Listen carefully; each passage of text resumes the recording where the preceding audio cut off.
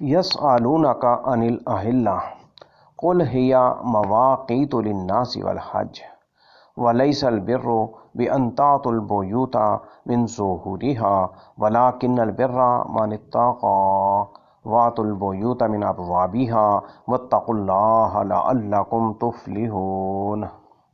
اے نبی صلی اللہ علیہ وسلم، وہ آپ سے نئے چاند کے بارے میں پوچھتے ہیں،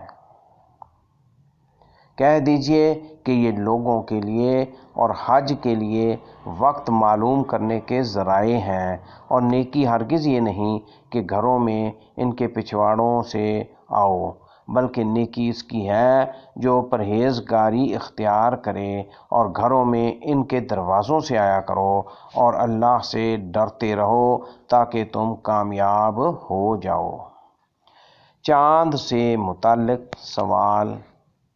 یسألونک عن الأہلہ، یہ آیت انصار کے دو آدمیوں حضرت معاذ بن جبل اور حضرت ثعلبہ بن غنم کے بارے میں نازل ہوئی۔ انہوں نے کہا، اللہ کے رسول، یہ کیا معاملہ ہے کہ جب ہلال ظاہر ہوتا ہے تو دھاگے کی طرح باریک طلوع ہوتا ہے، پھر بڑھتا ہے تو بڑھ کر پورا ہو جاتا ہے، پھر مسلسل گھٹتا رہتا ہے حتیٰ کہ باریک ہو کر پہلے جیسی حالت پر آ جاتا ہے۔ یہ ایک حالت پر کیوں نہیں رہتا، اس پر یہ آیت نازل ہوئی۔ قل ہی مواقیت للناس، دینی مسائل کے حل، روزے رکھنے اور چھوڑنے، عورتوں کی عدت، وقت مقررہ تک کیے جانے والے معاہدات، نیز مناسک اور حج کے لیے وقت معلوم کرنے کا ذریعہ ہے۔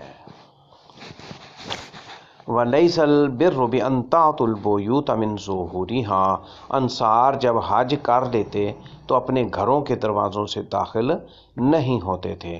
جب وہ حج پورا کرنے سے پہلے احرام کے بعد اپنے گھر پلٹ آتے تو وہ یہ اعتقاد رکھتے کہ اس محرم کے لیے جائز نہیں کہ اس کے اور آسمان کے درمیان کوئی چیز، کپڑا وغیرہ حائل ہو، اور وہ گھروں کے پچھواڑے سے چڑھ کر آتے تھے۔ وَلَٰكِنَّ الْبِرَّ مَنِ اتَّقَىٰ، نیکی تو اس شخص کی ہے جو تقوی اختیار کرے۔ دراصل قریش اپنے آپ کو ہمس کہتے تھے۔ احرام کی حالت میں وہ تو اپنے گھروں میں دو دروازوں کے راستے سے داخل ہوتے تھے، جبکہ انصار اور باقی تمام عرب حالت احرام میں دروازے کے راستے سے داخل نہیں ہوتے تھے۔ ایک دفعہ اللہ کے رسول صلی اللہ علیہ وسلم ایک باغ میں تھے، آپ صلی اللہ علیہ وسلم اس کے دروازے میں سے نکلے اور آپ کے ساتھ ایک آدمی قطبہ بن عامر انصاری رضی اللہ عنہ بھی نکلے۔ لوگوں نے کہا کہ اللہ کے رسول صلی اللہ علیہ وسلم یہ آپ کے ساتھ نکلا ہے۔ اس شخص نے اللہ کے رسول صلی اللہ علیہ وسلم سے مخاطب ہو کر کہا، میں نے جس طرح آپ کو کرتے دیکھا اسی طرح میں نے کیا۔ آپ نے فرمایا، میں تو ہمس میں سے ہوں۔ اس نے کہا، میرا اور آپ کا دین تو ایک ہے۔ اس پر اللہ تعالیٰ نے یہ آیت اتار دی، وَقَاتِلُوا فِي سَبِيلِ اللَّهِ الَّذِينَ يُقَاتِلُونَكُمْ وَلَا تَعْتَدُوا إِنَّ اللَّهَ لَا يُحِبُّ الْمُعْتَدِينَ وَاقْتُلُوهُمْ حَيْثُ ثَقِفْتُمُوهُمْ وَأَخْرِجُوهُمْ مِنْ حَيْثُ أَخْرَجُوكُمْ وَالْفِتْنَةُ أَشَدُّ مِنَ الْقَتْلِ وَلَا تُقَاتِلُوهُمْ عِندَ الْمَسْجِدِ الْحَرَامِ حَتَّى يُقَاتِلُوكُمْ فِيهِ وَإِنْ قَاتَلُوكُمْ فَاقْتُلُوهُمْ كَذَلِكَ جَزَاءُ الْكَافِرِينَ، اور اللہ کی راہ میں ان سے لڑو جو تم سے لڑتے ہیں، اور زیادتی نہ کرو، بے شک اللہ زیادتی کرنے والوں کو پسند نہیں کرتا۔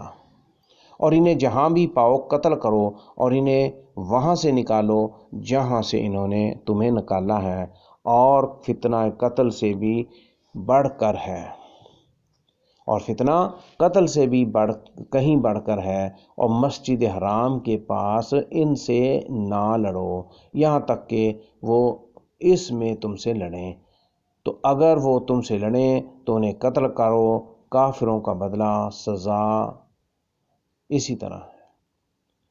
قتال اور ظلم و زیادتی کا بیان۔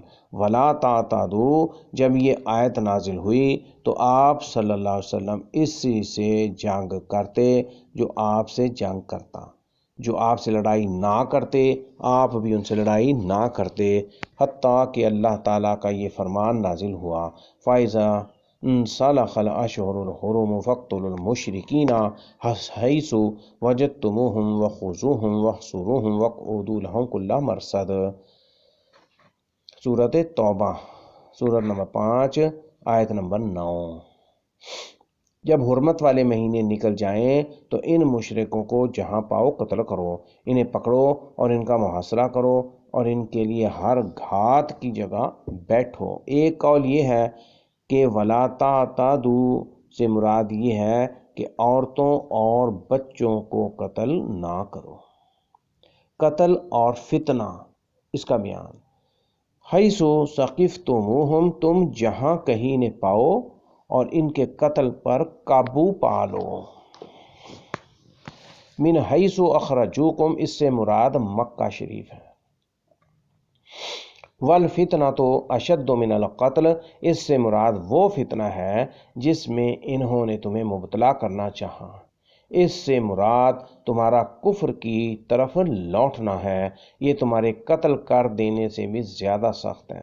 یہ بھی کہا گیا ہے کہ جس شرک پر وہ لوگ ہیں وہ اس قتل سے بڑھ کر ہے جسے وہ بڑا سمجھتے ہیں۔ وَلَا تُقَاتِلُوهُمْ عِنْدَ الْمَسْجِدِ الْحَرَامِ، اس سے مراد پورا حرم ہے، اس سے مراد مکہ اور اس کے گرد و نواح، عرفات وغیرہ میں لگائے گئے حرم کے نشانات تک کا علاقہ ہے۔ فَإِنْ قَاتَلُوكُمْ فَاقْتُلُوهُمْ، اگر وہ حرم مکہ میں تم سے لڑائی کرنے کی ابتدا کریں تو تم بھی ان سے لڑائی کرو، اور جب تک انہیں قتل نہ کر دو ان سے لڑتے رہو۔ فَإِنِ انْتَهَوْا فَإِنَّ اللَّهَ غَفُورٌ رَحِيمٌ وَقَاتِلُوهُمْ حَتَّى لَا تَكُونَ فِتْنَةٌ وَيَكُونَ الدِّينُ لِلَّهِ فَإِنِ انْتَهَوْا فَلَا عُدْوَانَ إِلَّا عَلَى الظَّالِمِينَ۔ تو اگر وہ باز آ جائیں تو بے شک اللہ بہت بخشنے والا، نہایت رحم کرنے والا ہے، اور ان سے لڑو یہاں تک کہ کوئی فتنہ باقی نہ رہے اور دین سارے کا سارا اللہ کا ہو جائے۔ پھر اگر وہ باز آ جائیں تو سوائے ظالموں کے کسی پر کوئی زیادتی نہیں ہونی چاہیے۔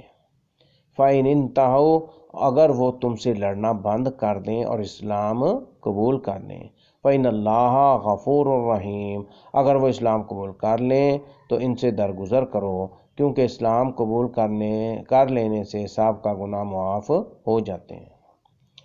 کب تک قتال جاری رہے گا کا بیان۔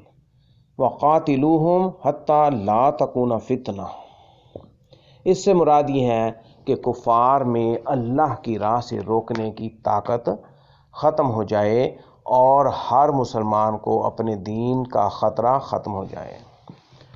وَيَكُونَ الدِّينُ لِلَّهِ، اس سے مراد اسلام میں داخل ہونا ہے۔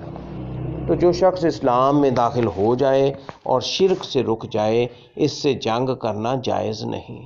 فَلَا عُدْوَانَ إِلَّا عَلَى الظَّالِمِينَ، جو تم سے جنگ کرے تم اسی سے جنگ کرو۔ اکرمہ سے روایت ہے کہ اس سے مراد وہ لوگ ہیں جنہوں نے لا الہ الا اللہ پڑھنے سے انکار کیا تھا۔